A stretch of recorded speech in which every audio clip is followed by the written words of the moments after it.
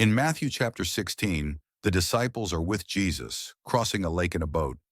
Jesus tells them, "Be careful, be on your guard against the yeast of the Pharisees and Sadducees." Immediately, the disciples start feeling guilty and embarrassed because none of them had remembered to bring any bread. I had a similar feeling back in primary school once when I was late to class after coming from the dormitories. I was running towards class when I saw Mr. Mahihu. I was his favorite pupil, and I felt a wave of guilt. I had let him down by being late, especially since he was the teacher on duty that day. The moment I saw him, I panicked and started running even faster. Then I heard him call out, "Hey, hey, stop!" But in my anxious state, I ran even faster. Little did I know, another boy was also running around the corner from the opposite direction. Mr. Mahihu could see that we were on a collision path and tried to avert it, but we were too focused on our own worry about being late. You guessed it, we collided.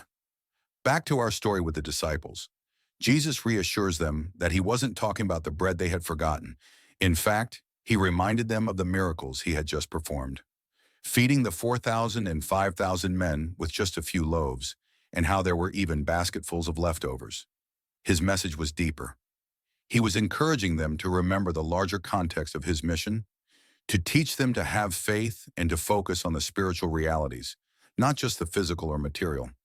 So, what is Jesus saying to you today if you were to forget the worries you have?